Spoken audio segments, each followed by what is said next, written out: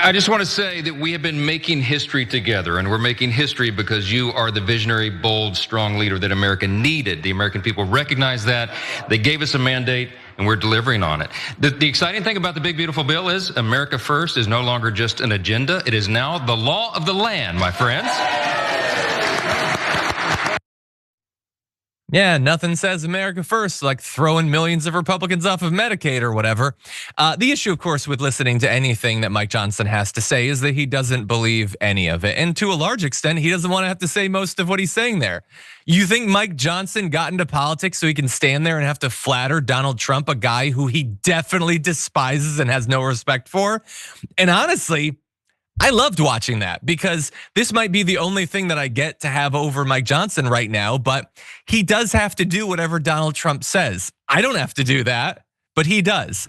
In any event, all's not, smiles and clapping for the Republicans, because while they got their big, beautiful bill and it is the law of the land, they also understand how wildly unpopular it was before it got passed, and they can see the polling after it, and it's not doing so well, which is why they're trying to rebrand it now, okay? You wouldn't do that if what you'd passed was so awesome, would you? And so as of right now, over 6 in 10 already oppose the big, beautiful bill, and that's of course before most of the aspects of it actually start to hit people. This is before people get thrown off of their Medicaid. Wait until they find out that's why they have no health insurance anymore. Then you're gonna see some really PO'd people. And so as was already referenced earlier on today's show, Republicans going and doing town halls are realizing, oopsie doopsie, this thing is a big old turd because they're facing massive protests and people screaming at them. And that again is only gonna get worse as time goes on. So right now they're trying to change its name. They have GOP strategists that are advising them to call it something else like the Working Family Tax Cuts Act, or even the Trump Working Family Tax Cuts Act, which makes about as much sense as calling it the Toxic Avenger Act or whatever, to see somebody talk about that in the chat. You can say a word, that doesn't mean that's what it's about. And also importantly, nobody thinks of it as that. Again, that's why you're in the difficult position you're in. You could just refer to it. Nobody knows what that is. They know the thing that Donald Trump screamed at us over and over again, which is big, beautiful bill, which notably, and I've always found this to be an issue with the branding of it, doesn't say anything positive about what's in it. It being big, okay, the American people don't care if bills are big, and it being beautiful, what does that even mean? Okay, Obamacare at least has care in it. That's something. Build Back Better implies something positive is being done. Big beautiful bill, that don't mean nothing. And so that's a big issue. The second issue, Yaz, is that Trump doesn't want to rename it. He came up with the first stupid idea and he doesn't listen to people. He still thinks that stupid idea is a good idea. And so it's likely that this stinker is only going to wreak more over time and they're not going to be able to rebrand it. But what do you think? First of all, I have a lot of thoughts. Why does Trump need that level of flattery all the time? And then when he doesn't get it, he's mad about it. And he tells people that like, I feel like I should get a lot more credit for this thing. He's mad that he's not in line for a Nobel Peace Prize right now, even though according to him and no one else, he has ended 6 or 7 wars, including one big one, but he can't tell you which one is the big one. He also wants a Kennedy Center honor right now for his contribution to the arts, and he has not made any meaningful contributions to the arts. He was a reality TV host.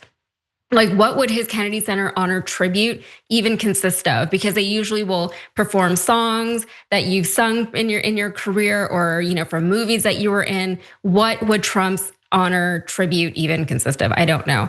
But as far as the rebranding goes, this actually reminds me of something. Here in Texas, we have something called the Texas Railroad Commission here in Texas, and it has nothing to do with railroads, but they will not rename it because people associate it, rightly so, or understandably so, with the railroads. And so they're like, no big deal, just railroads. And trains aren't big here in Texas because we're an oil and gas state. So everybody is driving in cars. We don't have trains. If I want to go to Austin, I have to drive for 3 or 4 hours. I can't just hop a train and get there. And speaking of oil and gas, that is exactly what the Texas Railroad Commission is in charge of. So it is a huge operation here in Texas. It is something that definitely people should be paying attention to, and they should be voting for the people who are running the Railroad Commission, but they don't, because they don't realize how important it is, because they think, just trains. So maybe that is what the people of the big beautiful bills rebrand, that's what they're trying to achieve. And unfortunately, I've seen it work. I know that works, that if you name something one thing, people say, oh, it's that, even though it has nothing to do with that.